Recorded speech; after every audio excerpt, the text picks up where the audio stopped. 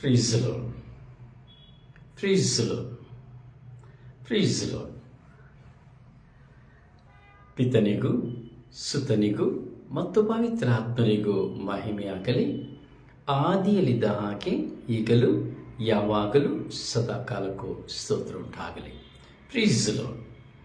ಪ್ರೀಸ್ the Lord. ಪ್ರಭು ಯೇಸುವಿನಲ್ಲಿ ನನ್ನ ಪ್ರಿಯ ಸಹೋದರ ಸಹೋದರಿಯೇ, ದೇವರ ಮಗನೇ, ದೇವರ ಮಗಳೇ, ನಾವು ಈ ದಿನ ಮುಖಾಮುಖಿಯಾಗಿ ಸಂದರ್ಶನವನ್ನು ಮಾಡುತ್ತಾ ಇದ್ದೇವೆ. ನಮ್ಮ ಜೀವನದಲ್ಲಿ ನಾವು ಹಲವರನ್ನ ಸಂಧಿಸುತ್ತೇವೆ. ಸಂಧಿಸುವಾಗ ನಾವು ಅವರಿಗೆ ಶುಭ ಹಾರೈಸುತ್ತೇವೆ, ಒಳಿತನ್ನ ಹಾರೈಸುತ್ತೇವೆ, ಹಗ್ ಮಾಡ್ತೇವೆ, ಅಪ್ಪಿಕೊಳ್ತೇವೆ, ಚುಂಬನವನ್ನು ಕೊಡ್ತೇವೆ, ಹೇಗಿದ್ದೀರಿ ಎಂಬುದಾಗಿ ಕೇಳ್ತೇವೆ. ಹೀಗೆ ಹಾರೈಕೆಗಳನ್ನು ಮಾಡುತ್ತೇವೆ. ಕಾರಣ ನಮಗೆ ಅವರ ಮೇಲಿರುವಂತಹ ಪ್ರೀತಿ ಹಾಗೂ ಅವರ ಮೇಲಿರುವಂತಹ ವಿಶ್ವಾಸ, ಅವರ ಮೇಲಿರುವಂತಹ ಗೌರವ. ಪ್ರಿಯರೇ, ಯಾರಾದರೂ ನಮ್ಮನ್ನ ಹುಡುಕಿ ಬರುವಾಗ ನಮಗೆ ಸಂತೋಷ. ಹಾಗೆ ನಾವು ಪರರನ್ನು ಹುಡುಕಿ ಹೋಗುವಾಗ ಇನ್ನೂ ಸಂತೋಷ. ಇನ್ನು ಕೆಲವು ಸಾರಿ ನಾವು ಕೊಡುವಾಗ ತುಂಬಾ ಸಂತೋಷ, ಕೊಡದೇ ಇರುವಾಗ ತುಂಬಾ ದುಃಖ. ನಾವು ಸಹ ಇತರರಿಗೆ ಕೊಡಬೇಕೆಂಬ ಆಸೆ ಇರುತ್ತದೆ, ಆದರೆ ಕೆಲವು ಸಾರಿ ನಮ್ಮಲ್ಲಿ ಇರುವುದಿಲ್ಲ. ಪ್ರಿಯರೇ, ನಮ್ಮ ಜೀವನದಲ್ಲಿ ಸಿಹಿ ಕಹಿಗಳು ಎರಡೂ ಉಂಟು.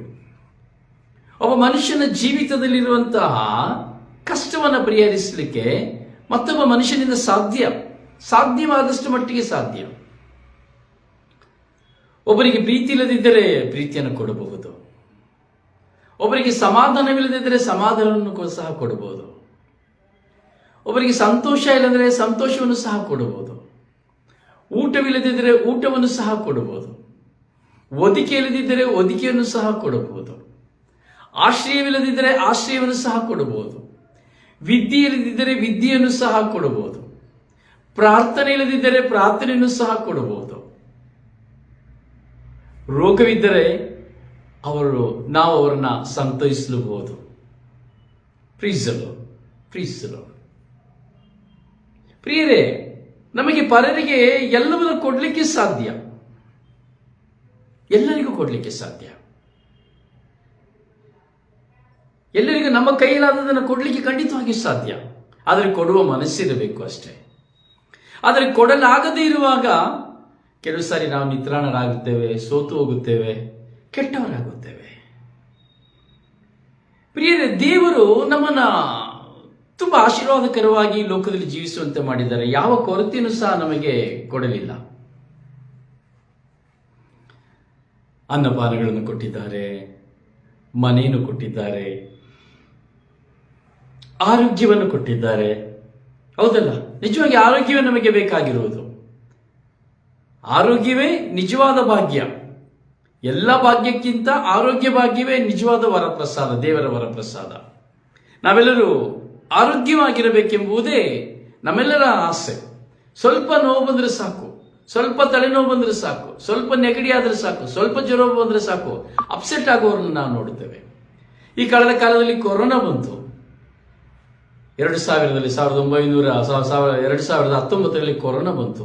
ಎಂತಹ ಸಮಸ್ಯೆಗಳು, ಎಂಥ ಭಯ, ಮನುಷ್ಯನಲ್ಲಿ ಮರಣ ಭಯ ಉಕ್ಕಿ ಹರಿಯಿತು. ಮನುಷ್ಯನಲ್ಲಿ ಭಯ ಉಕ್ಕಿ ಹರಿಯಿತು. ನೀನು ಯಾರನ್ನು ನೋಡಬಾರದು, ಯಾರಲ್ಲಿಯೂ ಮಾತನಾಡಬಾರದು, ಯಾರ ಹತ್ತಿರ ಹೋಗಬಾರದು, ಇಷ್ಟಡಿ ದೂರದಲ್ಲಿರಬೇಕು. ಅಂಗಡಿಗೆ ಹೋಗಬೇಕಾದ ಒಂದು ಸರ್ಕಾರ ಸಮಯವನ್ನು ನಿಗದಿ ಮಾಡಿತು. ಈ ಸಮಯದೊಳಗೆ ನೀವು ಅಂಗಡಿಯಲ್ಲಿ ನೀವು ಹೋಗಿ ದವಸ ಧಾನ್ಯಗಳನ್ನು ತೆಗೆದುಕೊಳ್ಳಬೇಕು, ಮತ್ತೆ ನೀವು ಹೊರಗೆ ಬರಬಾರದು, ಪ್ರಯಾಣ ಮಾಡಬಾರದು. ಈಗ ಒಂದು ಕಠಿಣವಾದ ಕಾರಾಗೃಹ ಶಿಕ್ಷೆಯನ್ನು ನಾವು ಅನುಭವಿಸಿದೆವು. ಸರ್ಕಾರ ನಮಗೆ ಒಂದು ಕಾರಾಗೃಹ ಶಿಕ್ಷೆಯನ್ನು ಕೊಟ್ಟಿತ್ತು, ಜೈಲ್ ಸಾವಾಸವನ್ನು ಕೊಟ್ಟಿತ್ತು. ಕೆಲಸವೇ ತಿಂಗಳಾನುಗಟ್ಟಲೆ ಕೆಲಸ ಮಾಡದಂತಾಯಿತು. ಫ್ಯಾಕ್ಟರಿಗಳು ಮುಚ್ಚಿತ್ತು, ಎಲ್ಲವೂ ಮುಚ್ಚಿತ್ತು. ಆರೋಗ್ಯ ಹದಗೆಟ್ಟಿತ್ತು. ಮನುಷ್ಯ ಸತ್ತು ಹೋಗುತ್ತಾನೆಂಬ ಭಯ. ಅಯ್ಯೋ ನಾನು ಸತ್ತು ಹೋಗುತ್ತೇನೆ, ಅಯ್ಯೋ ಸತ್ತು ಹೋಗುತ್ತೇನೆ. ಕೆಮ್ಮು ಬಂದ್ರೆ ಸಾಕು, ಓ ನನಗೆ ಕೊರೋನಾ ಬಂತು. ಜ್ವರ ಬಂದ್ರೆ ಸಾಕು, ಅಯ್ಯೋ ನನಗೆ ಕೊರೋನಾ ಬಂತು. ಸಾಕಷ್ಟು ಜನ ಮರಣಕ್ಕೆ ಹೋದರು. ಸಾಕಷ್ಟು ಜನರ ಶವಗಳನ್ನ ತನ್ನ ತಂದೆಯ ಶವವನ್ನ ಮಕ್ಕಳಿಗೆ ನೋಡ್ಲಿಕ್ಕಾಗಲಿಲ್ಲ, ಗಂಡನ ಶವವನ್ನ ಹೆಂಡತಿಗೆ ನೋಡ್ಲಿಕ್ಕಾಗಲಿಲ್ಲ, ಹೆಂಡತಿನ ಶವವನ್ನ ಗಂಡನಿಗೆ ನೋಡ್ಲಿಕ್ಕಾಗಲಿಲ್ಲ. ಹೀಗೆ ಎತ್ತವರ ಶವಗಳನ್ನ ಮಕ್ಕಳಿಗೆ ನೋಡ್ಲಿಕ್ಕಾಗಲಿಲ್ಲ. ಸತ್ತ ತಕ್ಷಣ ಹಾಗೆ ಪ್ಯಾಕ್ ಮಾಡಿ ಬಿಸಾಕೋದು, ಅದು ಆ ಒಂದು ಶವ ಸಂಸ್ಕಾರ ಮಾಡುವಂತ ವಿಧಾನ ಎಷ್ಟು ಭಯಾನಕವಾಗಿತ್ತು. ಕೆಲವರು ಸುಟ್ಟು ಬಿಡುತ್ತಾ ಇದ್ರು, ಕೆಲವರು ತೆಗೆದುಕೊಂಡು ಹೋಗಿ ಗುಂಡಿಲಾಗಿ ಬಿಸಾಡ್ತಾ ಇದ್ರು. ಈ ಪ್ರಾಣಿಗಳನ್ನು ಬಿಸಾಡದಾಗೆ, ತಿಪ್ಪೆಯನ್ನು ಬಿಸಾಡದಾಗೆ ಮನುಷ್ಯನನ್ನು ಬಿಸಾಡಿದಂತ ಕಾಲ 2019ನೇ ಕಾಲ, 2020ನೇ ಕಾಲ, ಕೊರೋನಾ ಕಾಲ. ಯಾರಿಂದಲೂ ಮರೆಯಲಿಕ್ಕೆ ಆಗುವುದಿಲ್ಲ. ಎಷ್ಟು ಜನರು ಬೀದಿಯೇ ಲಾಕ್ಡೌನ್ ಆಗ್ತಾ ಇತ್ತು. ಊರುಗಳು ಲಾಕ್ಡೌನ್ ಆಗ್ತಾ ಇತ್ತು. ನಾನು ಸಹ ಆ ಕೊರೋನಾ ಸಮಯದಲ್ಲಿ ನಾನು ಮಂಗಳೂರಿಗೆ ಹೋಗಿದ್ದೆ, ನಾನು ಮತ್ತೆ ನನ್ನ ಮಿತ್ರ. ನಾವು ಮಂಗಳೂರಿಗೆ ಹೋಗುವಾಗ, ನಾವು ಮಂಗಳೂರಿಗೆ ಹೋಗಿ ಮಾರನೆಯ ದಿನದಲ್ಲಿಯೇ ಕೊರೋನಾ ನಿಮಿತ್ತವಾಗಿ ಲಾಕ್ಡೌನ್. ಬಸ್ಗಳಿಲ್ಲ, ಸಿಟಿ ಬಸ್ ಇಲ್ಲ, ಪ್ರಯಾಣ ಬಸ್ ಇಲ್ಲ, ಮೈಸೂರಿಗೆ ಬರಲಿಕ್ಕೆ ಆಗ್ತಾ ಇಲ್ಲ. 46 ದಿನಗಳ ಕಾಲ ಮಂಗಳೂರಿನಲ್ಲಿಯೇ ಉಳಿಯಬೇಕಾಗಿತ್ತು. ದೇವರ ಕೃಪೆಯಿಂದ ನನ್ನ ಮಿತ್ರರ ಮನೆಯಲ್ಲಿ, ಆಲ್ವಿನ್ ರವರ ಮನೆಯಲ್ಲಿ ನಾನು ತಂಗಲು ದೇವರು ನನಗೂ ನನ್ನ ಮಿತ್ರನಿಗೂ ಸಹಾಯ ಮಾಡಿದರು. ಪ್ರತಿದಿನ ಬೆಳಗಿನಿಂದ ಸಂಜೆಯವರೆಗೂ ಆ ಮನೆಯಲ್ಲಿ ಕುಳಿತು ಪ್ರಾರ್ಥಿಸುತ್ತಾ, ಬಲಿಪೂಜೆಗೆ ಭಾಗವಹಿಸುತ್ತಾ, ಹಾಡುತ್ತಾ, ಸ್ತುತಿಸುತ್ತಾ 46 ದಿನವನ್ನ ಮನೆಯಲ್ಲಿ ಕಳೆದೆವು.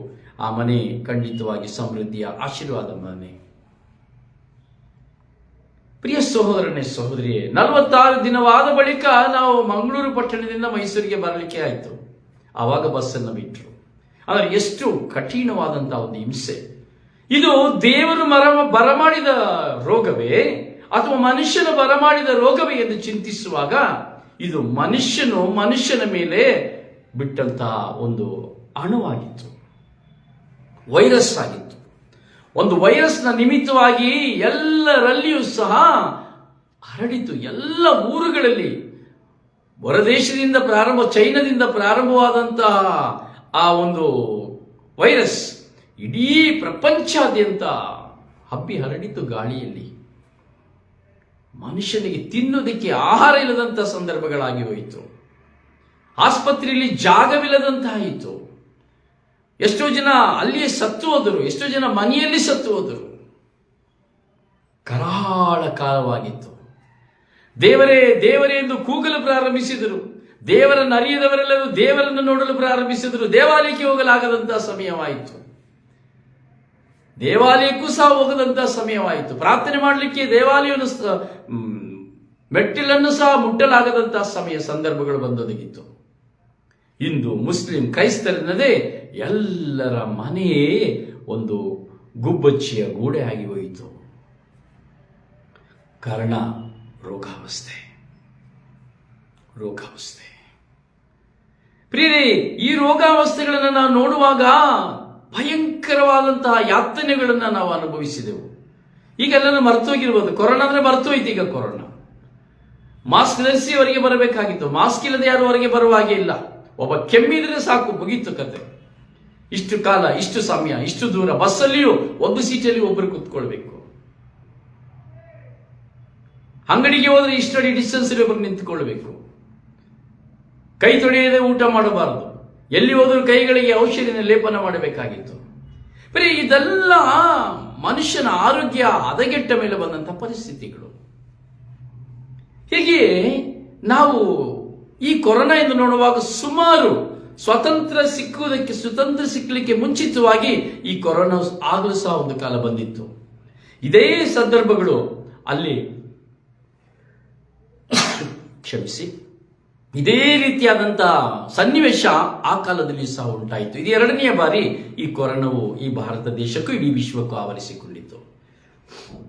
ಪ್ರಿಯರೇ, ಈ ರೋಗವನ್ನೆಲ್ಲ ನಾವು ನೋಡ್ತಾ ಇದ್ದೇವೆ. ಮಾರಕವಾದ ಹಲವಾರು ರೋಗಗಳನ್ನ ನಾವು ನೋಡ್ತಾ ಇದ್ದೇವೆ.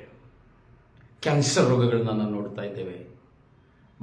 ಪುಟ್ಟ ಮಕ್ಕಳಿಗೆ ಕ್ಯಾನ್ಸರ್ ರೋಗ, ಯುವಕ ಯುವತಿಯರಿಗೆ ಕ್ಯಾನ್ಸರ್ ರೋಗ, ವಯಸ್ಸಾದವರಿಗೆ ಕ್ಯಾನ್ಸರ್ ರೋಗ, ಮರಣ ಹೊಂದುವ ಸ್ವಲ್ಪ ಕಾಲದಲ್ಲಿಯೇ ಕ್ಯಾನ್ಸರ್ ರೋಗ, ಕಿಡ್ನಿ ವಿಫಲವಾಗುವಂಥದ್ದು, ಲಿವರ್ ಡ್ಯಾಮೇಜ್ ಆಗುವಂಥದ್ದು, ಮೆಂಟಲ್ ಡಿಪ್ರೆಸ್ ಆಗುವಂಥದ್ದು, ಮೆದುಳು ಜ್ವರವಾಗುವಂಥದ್ದು, ಮತ್ತೆ ಹಲವಾರು ವಿಧದಂಥ ಮಾರಕವಾದಂತಹ ರೋಗಗಳು, ಹೌದಲ್ಲ, ಏಡ್ಸ್ ರೋಗಗಳು, ಹೀಗೆ ಪ್ರತಿಯೊಂದು ಮನುಷ್ಯನನ್ನ ಒಂದೊಂದು ವಿಧವಾದಂತಹ ರೋಗಗಳು ಆವರಿಸ್ತವೆ. ಆ ರೋಗಗಳೆಲ್ಲ ಮನುಷ್ಯನನ್ನ ಹಿಂಸಿಸುತ್ತದೆ, ಜೀವಂತವಾಗಿ ಕೊಲ್ಲುತ್ತದೆ, ಮರಣ ಭಯವನ್ನು ತರುತ್ತದೆ. ಇದು ಪ್ರಪಂಚದಲ್ಲಿ ನಾವು ನೋಡುತ್ತಾ ಇದ್ದೇವೆ. ಹಾಗೆ ನಾವು ಬೈಬಲ್ನ ಶ್ರೀಪುಟವನ್ನು ತೆರೆದು ನೋಡುವುದಾದರೆ ಮಾರಕವಾದ ರೋಗಗಳನ್ನು ಬೈಬಲ್ನ ಶ್ರೀಪುಟದಲ್ಲಿ ನಾವು ನೋಡುತ್ತೇವೆ. ಕುಷ್ಠ ರೋಗಗಳನ್ನು ನಾವು ನೋಡುತ್ತೇವೆ. ಕುಷ್ಠ ರೋಗಗಳು ತುಂಬಾ ತೀವ್ರವಾದಂತಹ ರೋಗವಾಗಿತ್ತು ಕುಷ್ಠರೋಗ. ಹಾಗೆಯೇ ದೇವರು ಇಸ್ರಾಯೇಲನ್ನು ಬಿಡುಗಡೆ ಮಾಡುವುದಕ್ಕಾಗಿ, ಈಜಿಪ್ಟಿನಲ್ಲಿರುವಂತಹ ಇಸ್ರಾಯೇಲನ್ನು ಬಿಡುಗಡೆ ಮಾಡುವುದಕ್ಕಾಗಿ ದೇವರು ಮೋಶೆಯನ್ನು ಆರಿಸಿಕೊಂಡರು. ಈ ಮೋಶೆಯನ್ನ ಆರಿಸಿಕೊಳ್ಳುವಾಗ ದೇವರು ಆ ಈಜಿಪ್ಟಿನ ಜನರ ಮಧ್ಯೆ, ಆ ಫಾರೋವನ ಅರಸನ ಮಧ್ಯೆ ಮಾರಕವಾದ ರೋಗಗಳನ್ನು ಬರುವಂತೆ ದೇವರು ಅನು ಮಾಡಿದರು. ಸರ್ವೇಶ್ವರ ಸ್ವಾಮಿಯನ್ನು ಆರಾಧಿಸುವುದಕ್ಕೆ ಆತನು ಬಿಡುವುದಿಲ್ಲ. ಹೋಗಿ ಮೋಶೆ ಕೇಳುತ್ತಾನೆ, ನನ್ನ ಸರ್ವೇಶ್ವರ ಸ್ವಾಮಿಯ ದೇವರನ್ನು ಆರಾಧಿಸುವುದಕ್ಕೆ ನನ್ನ ಜನರಿಗೆ ಅವಕಾಶ ಕೊಡು, ಅವರ ದೇವರನ್ನು ಸ್ತುತಿಸುವುದಕ್ಕೆ ಅವಕಾಶವನ್ನು ಕೊಡು, ಒಂದು ದಿನವನ್ನು ಕೊಡು. ಫಾರೋನ್ ಹೇಳ್ತಾನೆ, ನಾನು ಕೊಡುವುದಿಲ್ಲ, ಯಾವುದೇ ಕಾರಣಕ್ಕೂ ಕೊಡುವುದಿಲ್ಲ. ಇಲ್ಲ, ನನ್ನ ದೇವರಾದ ಸರ್ವೇಶ್ವರನ ನಿನ್ನ ಆರಾಧಿಸುವುದಕ್ಕೆ ನೀನು ಅವಕಾಶ ಕೊಡಲೇಬೇಕು, ಸಮಯವನ್ನು ಕೊಡಲೇಬೇಕೆಂಬುದಾಗಿ ಕೇಳಿಕೊಳ್ಳುವಾಗ ಫಾರೋನ ಯೋಚನೆ ಮಾಡ್ತಾನೆ, ಒಂದು ಪಕ್ಷ ಇವರನ್ನೆಲ್ಲರನ್ನ ಕಳಿಸಿಬಿಟ್ರೆ ಇವರೆಲ್ಲರೂ ಮೋಶೆ ಜೊತೆ ಹೋಗ್ಬಿಡ್ತಾರೆ, ಮತ್ತೆ ಬರೋದಿಲ್ಲ. ಅದರಿಂದ ಇವರು ಹೋಗಬಾರದು ಅಂತ ಹೇಳಿದರೆ ಎಲ್ಲ ಹೆಂಗಸರನ್ನ ಇರಿಸಿಕೊಂಡು ಗಂಡಸರನ್ನ ಮಾತ್ರ ನಾವು ಕಳಿಸಬೇಕು ಅಂತೇಳಿ ತೀರ್ಮಾನ ಮಾಡಿ ಹೇಳ್ತಾನೆ. ಗಂಡಸರನ್ನ ಮಾತ್ರ ನಾನು ಕಳಿಸಿಕೊಡ್ತೇನೆ, ದೇವರನ್ನು ಆರಾಧಿಸಲಿಕ್ಕೆ ಕರೆದುಕೊಂಡು ಹೋಗು, ಹೆಂಗಸರಿಲ್ಲೇ ಇರಲಿ ಎಂಬುದಾಗಿ ಹೇಳ್ತಾರೆ.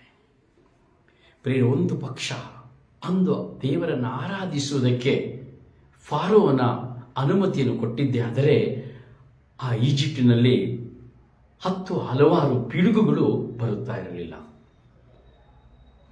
10 ಮಹಾ ಅದ್ಭುತಗಳು ನಡೆಯಲು ಸಾಧ್ಯವಾಗುತ್ತಾ ಇರಲಿಲ್ಲ. ಅಂದು ಕಾಣಲು ಸಹ ಸಾಧ್ಯವಾಗುತ್ತಾ ಇರಲಿಲ್ಲ. ಇಂದು ನಾವು ಸಹ ಅದನ್ನು ಸ್ಮರಿಸಲು ಸಾಧ್ಯವಾಗುತ್ತಿರಲಿಲ್ಲ. ಹೀಗೆ ದೇವರನ್ನು ಆರಾಧಿಸುವುದಕ್ಕೆ ಕೇಳದೆ ಸಮಯವನ್ನು ಕೊಡದೇ ಇರುವಾಗ, ಸ್ಥಳವನ್ನು ಕೊಡದೇ ಇರುವಾಗ ಮೋಶೆ ಕಂಗಾಲಾಗಿ ಹೋರಾಟವನ್ನು ಮಾಡುತ್ತಾನೆ. ದೇವರಿಗೆ ಹೋಗಿ ಪ್ರಾರ್ಥಿಸುತ್ತಾನೆ, ದೇವ, ನಾನು ಏನು ಮಾಡಬೇಕು? ಹೋಗು, ನಿನ್ನ ಕೋಲನ್ನು ಬಿಸಾಡು. ಕೋಲನ್ನು ಬಿಸಾಡಿ ದೇವರು ಒಂದು ಕೋಲನ್ನು ಕೊಟ್ಟರು ಮೋಶೆಗೆ, ಆಶೀರ್ವಾದದ ಕೋಲಾಗಿ ಕೊಟ್ಟರು. ಅದರ ನಿಮಿತ್ತವಾಗಿ ನೈಲ್ ನದಿಯ ನೀರನ್ನ ರಕ್ತಮಯವಾಗಿ ಮಾಡಲಾಯಿತು. ಮಂತ್ರವಾದಿಗಳು ಹಾಕಿದಂತಹ ಆ ಕೋಲಿನ ನಿಮಿತ್ತವಾಗಿ, ಮೋಶೆಯ ಕೋಲಿನ ನಿಮಿತ್ತವಾಗಿ, ಸರ್ಪದ ನಿಮಿತ್ತವಾಗಿ ಆ ಮಂತ್ರವಾದಿಯ ಸರ್ಪಗಳನ್ನು ನುಂಗಲಾಯಿತು. ದೊಡ್ಡ ರೋಗ ಬಂತು, ಕಪ್ಪೆಗಳು ತುಂಬಿಕೊಂಡವು, ಮಾರಕವಾದ ರೋಗಗಳು ವ್ಯಾಪಿಸಿತು. ಹೀಗೆ ಅನೇಕವಾದಂತಹ ರೋಗಗಳು ಬಂದಾಗ ಕೊನೆಗೆ ಮರಣಕರವಾದ ಮರಣವು ಸಂಭವಿಸಿತು. ಫಾರೋನು ತನ್ನ ಮಗನನ್ನು ಕಳೆದುಕೊಂಡನು. ಆ ಮಗನನ್ನು ಕಳೆದುಕೊಂಡ ಮೇಲೆ ಅವನೇನು ಮಾಡಬೇಕೆಂದು ಗೊತ್ತಾಗದೆ ನಿತ್ರಾಣನಾಗಿ ಇಸ್ರಾಯೇಲರನ್ನು ಬಿಡುಗಡೆ ಮಾಡಿದನು. ಬಿಡುಗಡೆ ಮಾಡಿದಂತ ಆ ಇಸ್ರಾಯೇಲರು ಆ ಈಜಿಪ್ಟ್ ದೇಶವನ್ನು ಬಿಟ್ಟು ಹೋಗುವಾಗ ಮತ್ತೆ ಅವನ ಹೃದಯ ಕಲ್ಲಾಯಿತು. ಮತ್ತೆ ಅವನು ಇಸ್ರಾಯೇಲರನ್ನು ಸದೆಬಡಿಯುವುದಕ್ಕಾಗಿ ಕಳುಹಿಸಿದನು.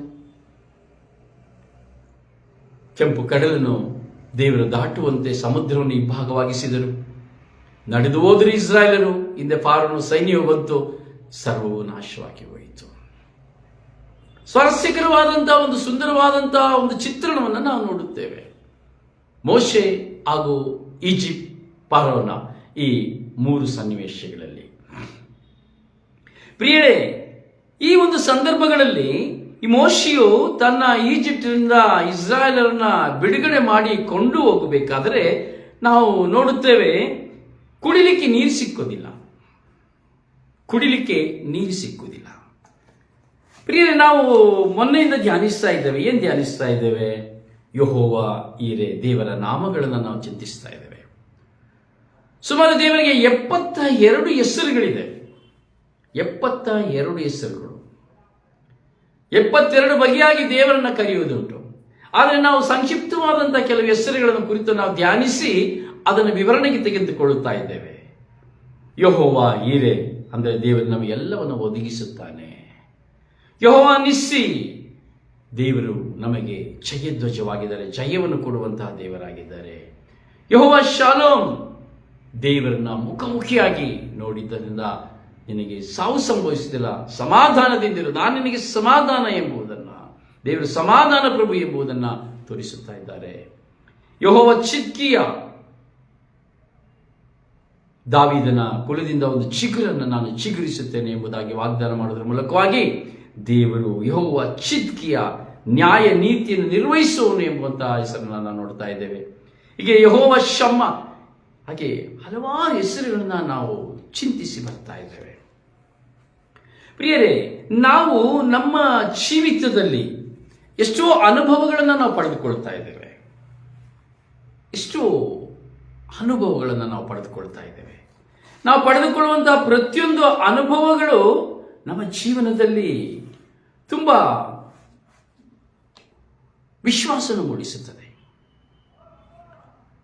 ತುಂಬ ವಿಶ್ವಾಸವನ್ನು ಮೂಡಿಸುತ್ತದೆ. ಯಾಕೆಂದರೆ ನಾವು ದೇವರನ್ನ ಅರಿಯುವಂಥ ಮಕ್ಕಳು, ದೇವರನ್ನ ತಿಳಿಯುವಂಥ ಮಕ್ಕಳು. ಇಂದು ನಾವು ಚಿಂತಿಸ್ತಾ ಇರುವಂಥದ್ದು ಯೆಹೋವ ರಾಫಾ. ಯೆಹೋವ ರಾಫಾ ಅಂದರೆ ಏನು?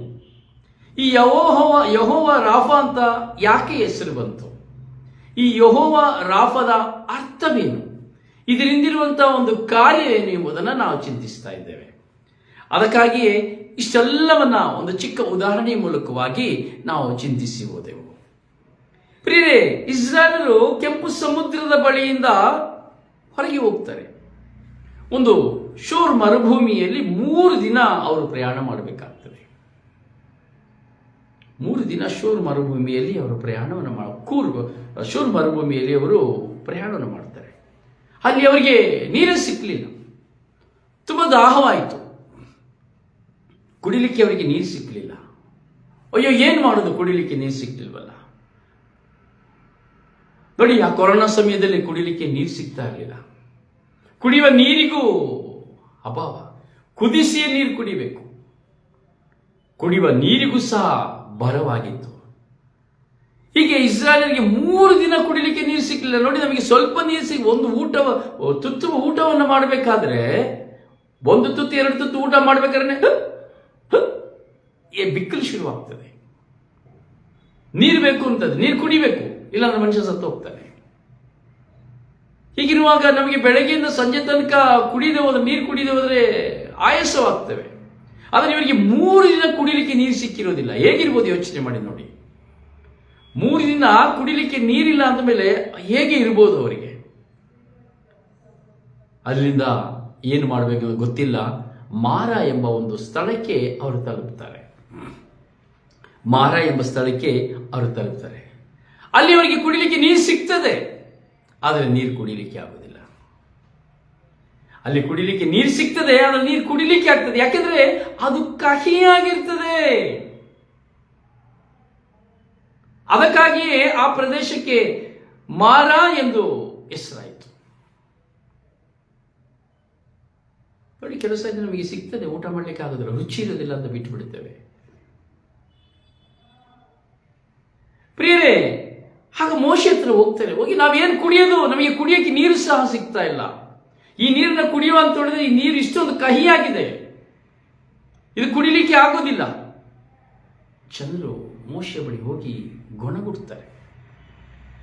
ಮೋಶೆ ಗೊಣಗುಟ್ಟುವಿಕೆ ಪ್ರಾರಂಭ ಆಗ್ಬಿಡ್ತು. ಯಾವಾಗಿಂದ? ಈಜಿಪ್ಟಿನಿಂದ ಪ್ರಾರಂಭವಾಗಿದ್ದು ನಿಲ್ಲೇ ಇಲ್ಲ.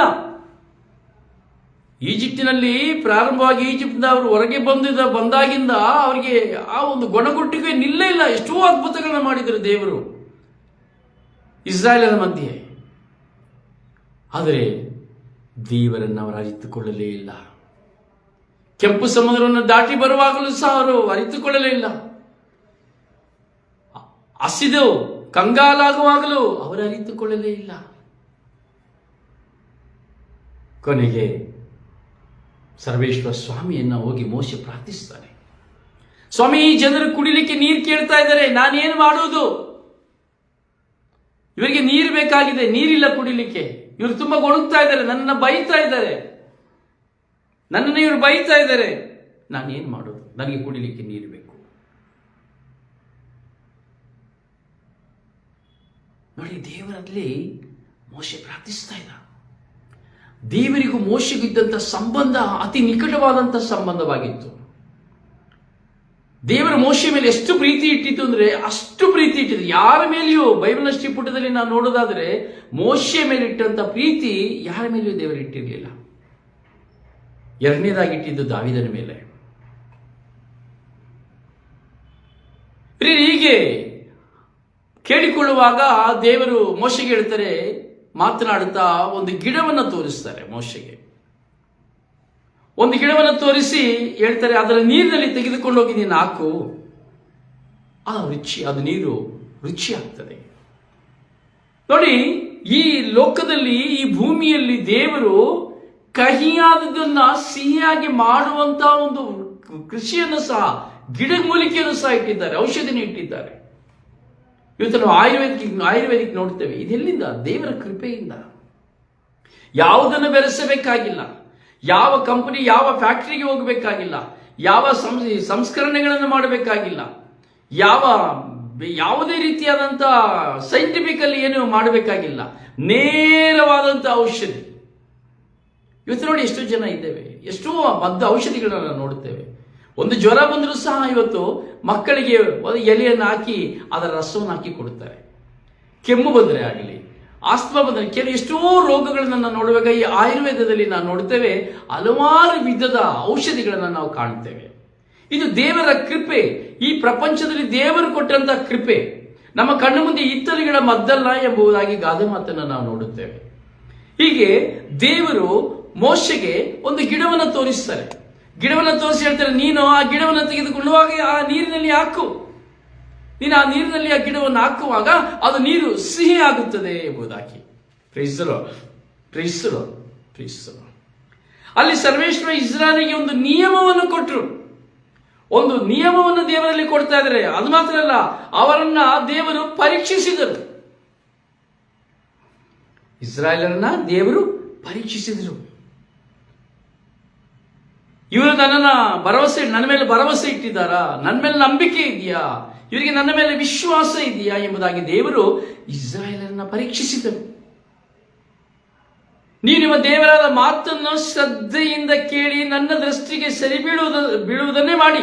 ನಾನು ನಿಮ್ಗೆ ಏನ್ ಹೇಳ್ತೀನಿ, ನಿಮ್ಮ ದೇವರಾಗಿರೋ ನನ್ನ ಮಾತನ್ನು ಕೇಳಿ ಯಾವುದು ಸರಿ ಇದೆಯಾ ಅದನ್ನ ಕರೆಕ್ಟಾಗಿ ನೀವು ಮಾಡಬೇಕು, ಅದನ್ನ ನೀವು ತಪ್ಪಬಾರದು. ದೇವರು ಹೇಳ್ತಾ ಇದ್ದಾರೆ. ನೋಡಿ, ಇದು ಒಂದು ದೇವರ ಈ ಒಂದು ಮಾತು, ಈ ಸರ್ವೇಶ್ವರ ಸ್ವಾಮಿಯ ಮಾತನ್ನ ನಾವು ನೋಡಬೇಕಾದ ವಿಮೋಚನಾ ಕಾಂಡ 15ನೇ ಅಧ್ಯಾಯದಲ್ಲಿ 26ನೇ ವಚನದಿಂದ ನಾವು 27ನೇ 26, 27 ವಚನವನ್ನು ನೋಡುವಾಗ ದೇವರು ಹೇಳುವಂತಹ ಮಾತನ್ನು ನಾವು ಆಲಿಸಬಹುದು. ದೇವರು ಏನು ಹೇಳ್ತಾ ಇದ್ದಾರೆ ನಾನು ಓದ್ತೇನೆ, ಗಮನಿಸಿ. ನೀವು ನಿಮ್ಮ ದೇವರಾದ ನನ್ನ ಮಾತನ್ನು ಶ್ರದ್ಧೆಯಿಂದ ಕೇಳಿ ನನ್ನ ದೃಷ್ಟಿಗೆ ಸರಿ ಬೀಳುವುದನ್ನೇ ಮಾಡಿ ನನ್ನ ಆಜ್ಞೆಗಳಿಗೆ ವಿಧೇಯರಾಗಿದ್ದು ನನ್ನ ಕಟ್ಟಳೆಗಳನ್ನೆಲ್ಲ ಅನುಸರಿಸಿ ನಡೆದರೆ ನಾನು ಈಜಿಪ್ಟಿನಲ್ಲಿರುವವರಿಗೆ ಉಂಟು ಮಾಡಿದ ವ್ಯಾಧಿಗಳಲ್ಲಿ ಒಂದನ್ನು ನಿಮಗೆ ಬರಮಾಡುವುದಿಲ್ಲ. Praise the Lord, praise the Lord, praise the Lord. ನೋಡಿ, ದೇವರು ಹೇಳ್ತಾ ಇದ್ದಾರೆ,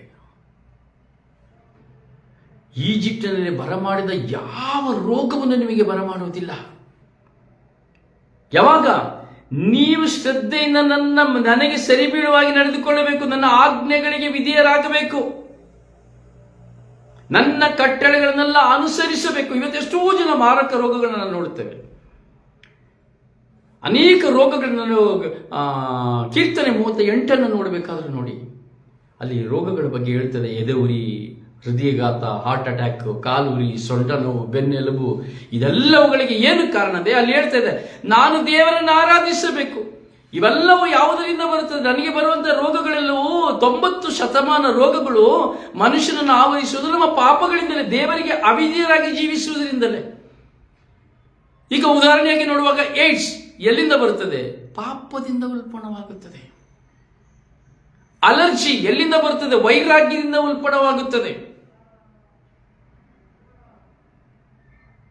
ಪ್ರಿಯ, ಒಂದೊಂದು ರೋಗಗಳಿಗೂ ಒಂದೊಂದು ಕಾರಣವಿದೆ.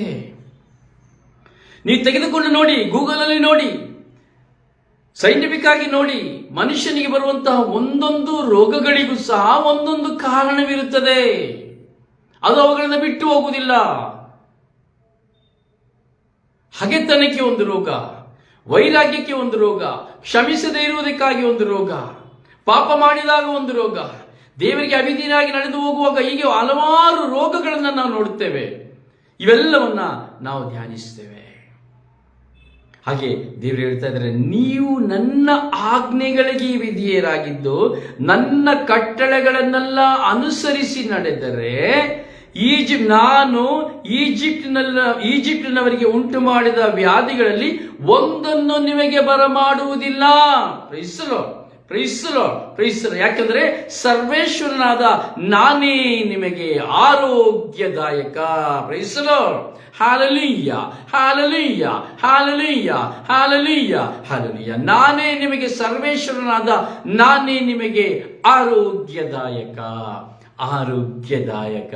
Price the Lord. ನೋಡಿ ಪ್ರಿಯರೇ, ನಾನೇ ಸರ್ವೇಶ್ವರ, ನಾನೇ ನಿಮಗೆ ಆರೋಗ್ಯದಾಯಕ. ಯೆಹೋವ ಶಮ್ಮ, ಯೆಹೋವ ಶಮ್ಮ, ನಾನೇ ಆರೋಗ್ಯದಾಯಕ. ಪ್ರಿಯರೇ, ನಾವು ನಮ್ಮ ದೇವರ ಬಳಿ ಕುಳಿತುಕೊಳ್ಳಬೇಕು. ಆರೋಗ್ಯದಾಯಕರಾಗಿರುವಂತಹ ದೇವರನ್ನು ನೋಡಿ, ಓ ಆರೋಗ್ಯದಾಯಕರಾದಂತಹ ದೇವರೇ, ನನ್ನನ್ನು ಸೌಖ್ಯಪಡಿಸಿರಿ, ನನ್ನ ಪಾಪಗಳನ್ನು ಕ್ಷಮಿಸಿರಿ, ನಾನು ನಿಮಗೆ ವಿಧಿಯನಾಗಿ ನಡೆಯುವಂತೆ ಮಾಡಿರಿ, ನನ್ನ ಪಾಪಗಳಿಂದ ನಾನು ಹೊರಬರುವಂತೆ ಮಾಡಿರಿ. ಓ ನನ್ನ ದೇವರೇ, ಓ ಯೆಹೋವ ಶಮ್ಮವಾದಂತ ನನ್ನ ದೇವರೇ, ಆರೋಗ್ಯದಾಯಕರಾದ ನನ್ನ ದೇವರೇ, ನನಗೆ ಆರೋಗ್ಯವನ್ನು ಕರುಣಿಸಿರಿ. ನಾನು ಭುಜಿಸುವ ಆಹಾರದಲ್ಲಿ ಯಾವ ರೋಗಗಳು ನನ್ನನ್ನು ತಾಕದಂತೆ, ನನ್ನ ದೇಹದ ಯಾವುದೇ ಅಣುಗಳಿಂದ ನನ್ನ ರೋಗಗಳು ತಾಕದಂತೆ ನನ್ನನ್ನು ಕಾದು ಸಂರಕ್ಷಿಸಿರಿ. ನಿಮ್ಮ ಸಂರಕ್ಷಣೆ ನನಗೆ ಕೊಡಿರಿ. ಆರೋಗ್ಯದಾತರಾದ ಸರ್ವೇಶ್ವರ ಸ್ವಾಮಿಯೇ, ನನ್ನನ್ನು ಸೌಖ್ಯಪಡಿಸಿರಿ. ನಿಮ್ಮ ಪ್ರಿಯ ಪುತ್ರರಾದ ರಕ್ಷಕರಾದ ಪ್ರಭು ಯೇಸುವಿನ ನಾಮದಲ್ಲಿ ನನ್ನನ್ನು ಸೌಖ್ಯಪಡಿಸಿರಿ. ಪ್ರಾರ್ಥಿಸಬೇಕು.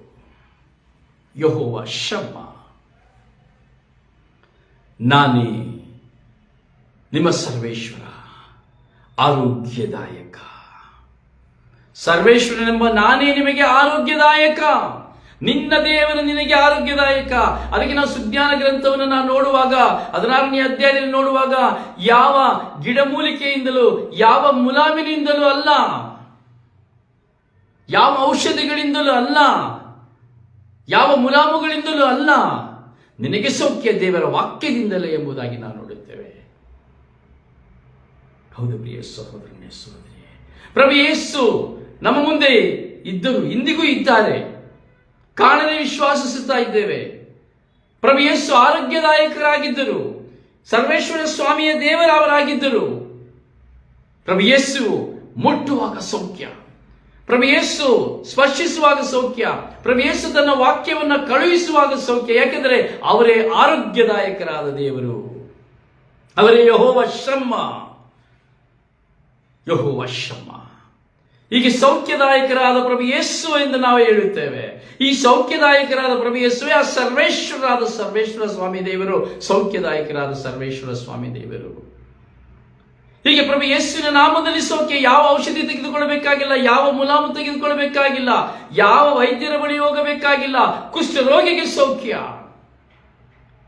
38 ವರ್ಷಗಳಿಂದ ಬೆಚ್ಚತಾಕೊಳ್ಳದ ಬಳಿಯಲ್ಲಿ ಬಿದ್ದವನಿಗೆ ಸೌಖ್ಯ, ಕಣ್ಣು ಕಾಣದ ಕುರುಡನಿಗೆ ಸೌಖ್ಯ, ಮಾರಕ ರೋಗಗಳಿಗೆ ಸೌಖ್ಯ, ಯೇಸುವಿನ ನಾಮದಲ್ಲಿ ಸೌಖ್ಯ, ಕ್ಯಾನ್ಸರ್ ರೋಗಗಳಿಗೆ ಸೌಖ್ಯ, ಮಾನಸಿಕ ರೋಗಗಳಿಗೆ ಸೌಖ್ಯ, ಕಿಡ್ನಿ ರೋಗಗಳಿಗೆ ಸೌಖ್ಯ, ಲಿವರ್ ರೋಗಗಳಿಗೆ ಸೌಖ್ಯ, ವೈದ್ಯರಿಂದ ಗುಣಪಡಿಸಲಾಗದಂತಹ ರೋಗಗಳಿಗೆ ಸೌಖ್ಯ. ಇಂದು ಯಾರ ಹೆಸರಿನಲ್ಲಿ? ಸರ್ವೇಶ್ವರಾದ ದೇವರ ಹೆಸರಿನಲ್ಲಿ, ಸೌಖ್ಯದಾಯಕರಾದ ಪ್ರಭು ಯೇಸುವಿನ ಹೆಸರಿನಲ್ಲಿ, ಸೌಖ್ಯದಾಯಕರಾದ ಸರ್ವೇಶ್ವರ ನಾಮದಲ್ಲಿ. ಎಷ್ಟೋ ಜನರು ಇಂದು, ಕೋಟ್ಯಾಂತರ ಜನ ಇಂದು ಸಾಕ್ಷಿಯಾಗಿ ನಿಂತಿದ್ದಾರೆ. ನಾಳೆ ಸತ್ತು ಹೋಗುತ್ತಾನೆ, ಇವತ್ತು ರಾತ್ರಿ ಸತ್ತು ಹೋಗುತ್ತಾನೆ ಎಂದು ಹೇಳಿದಂತ ವ್ಯಕ್ತಿ ಇಂದಿಗೂ ಸಹ ಜೀವಿಸಿದ್ದಾನೆ. ನನ್ನ ಕಣ್ಣು ಮುಂದೆಯೂ ಎಷ್ಟೋ ಜನ ಜೀವಿಸಿದ್ದಾರೆ.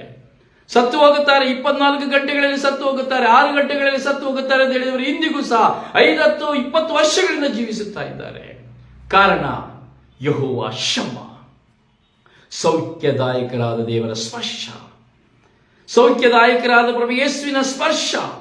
ಯೇಸುವಿನ ವಾಕ್ಯ ಜೀವಂತ ವಾಕ್ಯ. ಅದಕ್ಕೆ ದೇವರು ಹೇಳ್ತಾ ಇದ್ದಾರೆ, ನೀವು ನಿಮ್ಮ ದೇವರಾದ ನನ್ನ ಮಾತನ್ನು ಶ್ರದ್ಧೆಯಿಂದ ಕೇಳಿ, ರಕ್ಷಕರಾದ ಪ್ರಭು ಯೇಸುವಿನ ಮಾತನ್ನು ಶ್ರದ್ಧೆಯಿಂದ ಕೇಳಿ, ಪಶ್ಚಾತ್ತಾಪಪಟ್ಟು ಪಾಪಕ್ಕೆ ವಿಮುಖರಾಗಿ ದೇವರಿಗೆ ಅಭಿಮುಖರಾಗುವಾಗ, ದೇವರ ಆಜ್ಞೆಗಳನ್ನು ಪಾಲಿಸುವಾಗ ನಿಮಗೆ ಯಾವ ರೋಗಗಳು, ಯಾವ ಬಾಧೆಗಳು ನಿಮ್ಮನ್ನು ಮುಟ್ಟುವುದಿಲ್ಲ. ಈಜಿಪ್ಟಿನಲ್ಲಿ ಬಂದಂತ ಯಾವ ರೋಗ ಬಾಧೆಗಳು ನಿಮ್ಮನ್ನು ಸ್ಪರ್ಶಿಸುವುದಿಲ್ಲ. ಏಕೆಂದರೆ ನಾನೇ ಸೌಖ್ಯದಾಯಕರ ದೇವರಾಗಿ ನಿಮ್ಮೊಂದಿಗೆ, ನಿಮ್ಮ ಮಧ್ಯೆ, ನಿಮ್ಮಲ್ಲಿ, ನಿಮ್ಮ ಮನೆಯಲ್ಲಿ ನಾನು ಇರುತ್ತೇನೆ ಎಂಬುದಾಗಿ ದೇವರು ಹೇಳುತ್ತಾರೆ. Praise the Lord. Jehovah Shammah, Jehovah Shammah. ಅದರಿಂದ ಪ್ರಾರ್ಥಿಸಿ ಸೌಖ್ಯದಾಯಕರಾದ ದೇವರಲ್ಲಿ ಪಾಪ ಕ್ಷಮೆಯೊಂದಿಗೆ ಆರೈಕೆ ಮಾಡುತ್ತಾ ನಿಮ್ಮೆಲ್ಲ ರೋಗಾವಸ್ಥೆಗಳನ್ನು ಯೇಸುವಿಗೆ ಸಮರ್ಪಿಸುತ್ತಾ, ಯೇಸುವೇ ನಿಮ್ಮ ಪರಿಶುದ್ಧ ರಕ್ತದಿಂದ ನನ್ನನ್ನು ಸೌಖ್ಯಪಡಿಸಿರಿ, ನಿಮ್ಮ ವಾಕ್ಯಗಳಿಂದ ನನ್ನನ್ನು ಸೌಖ್ಯಪಡಿಸಿರಿ, ನಿಮ್ಮ ಬಾಸುಂಡೆಗಳಿಂದ ನನ್ನನ್ನು ಸೌಖ್ಯಪಡಿಸಿರಿ, ನಿಮ್ಮ ಗಾಯಗಳಿಂದ ನನ್ನನ್ನು ಸೌಖ್ಯಪಡಿಸಿರಿ, ನಿಮ್ಮ ಮರಣದಿಂದ ನನ್ನನ್ನು ಸೌಖ್ಯಪಡಿಸಿರಿ ಎಂಬುದಾಗಿ ಪ್ರಭು ಯೇಸುವಿನಲ್ಲಿ ಪ್ರಾರ್ಥಿಸಿರಿ. ಸೌಖ್ಯದಾಯಕರಾದ ಪ್ರಭು ಯೇಸು, ಯೆಹೋವ ಶಮ್ಮಾದ ಪ್ರಭು ದೇವರು ನಿಮ್ಮನ್ನು ಸೌಖ್ಯಪಡಿಸುವರು. ದೇವರು ನಿಮ್ಮನ್ನು ಆಶೀರ್ವದಿಸಲಿ. ನಿಮಗಾಗಿ ಪ್ರಾರ್ಥಿಸುವ ನಿಮ್ಮ ಸೇವಕ ಬ್ರದರ್ ರೊಸಾರಿಯೋ ಪಾಂಡವಪುರ. ಪ್ರಾರ್ಥನಾ ಸಹಾಯಕ್ಕಾಗಿ 9902423181. ಪ್ರಿಯರೇ, ದಯವಿಟ್ಟು ನೀವು ಆಲಿಸುವ ಸಂದೇಶಗಳನ್ನು ಶೇರ್ ಮಾಡಿರಿ, ಪರರಿಗೆ ಕೇಳಲು ಅವಕಾಶ ಮಾಡಿಕೊಡಿರಿ. ಈ ದಿನಗಳಲ್ಲಿ ಸರ್ವೇಶ್ವರ ಸ್ವಾಮಿಯನ್ನು ಕುರಿತು ನಾವು ಧ್ಯಾನಿಸುತ್ತಾ ಇದ್ದೇವೆ. ಸುಮಾರು ಸರ್ವೇಶ್ವರ ಸ್ವಾಮಿಯನ್ನು ಕುರಿತಾದಂತಹ ಈ ಧ್ಯಾನಗಳು ಹಲವಾರು ಎಪಿಸೋಡ್ಗಳಿದೆ. ಅದರಿಂದ ದಯವಿಟ್ಟು ಇದಕ್ಕಾಗಿ ಪ್ರಾರ್ಥಿಸಿ. ದೇವರು ನಮಗೆ ದೈವ ಜ್ಞಾನದ ಮೂಲಕವಾಗಿ, ಪವಿತ್ರಾತ್ಮ ಪ್ರೇರಣೆಯ ನಿಮಿತ್ತವಾಗಿ ಸರ್ವೇಶ್ವರ ಸ್ವಾಮಿ ದೇವರು ಯಾರು ಎಂಬುದನ್ನು ಸಂಕ್ಷಿಪ್ತವಾಗಿ, ಪೂರ್ಣವಾಗಿ ತಿಳಿದುಕೊಳ್ಳಲು ಯತ್ನಿಸುವಂತಹ ಸಮಯಗಳಾಗಿದೆ. ಅದರಿಂದ ಇದಕ್ಕೆ ಅಡಚಣೆ ಬರದಂತೆ ಪ್ರಾರ್ಥಿಸಿ. ದಯವಿಟ್ಟು ಶೇರ್ ಮಾಡಿ, ಒಂದು ಲೈಕನ್ನು ಕೊಡಿ. ಹಣಕ್ಕಾಗಿ ಅಲ್ಲ, ಒಂದು ಲೈಕ್ ಮತ್ತೊಬ್ಬರಿಗೆ ಅದು ಪ್ರಸಾರವಾಗುವುದಕ್ಕಾಗಿ ಒಂದು ಲೈಕನ್ನು ಕೊಡಿ. ಸಬ್ಸ್ಕ್ರೈಬ್ ಮಾಡಿ, ಪರರಿಗೆ ಶೇರ್ ಮಾಡಿ. ದೇವರು ನಿಮ್ಮನ್ನು ಹೇರಳವಾಗಿ ಆಶೀರ್ವದಿಸಲಿ. ಸೌಖ್ಯದಾಯಕರಾದ ಪ್ರಭು ಯೇಸು ನಿಮ್ಮನ್ನು ಗುಣಪಡಿಸುವರು. Thank you. Praise the Lord. May God bless you all.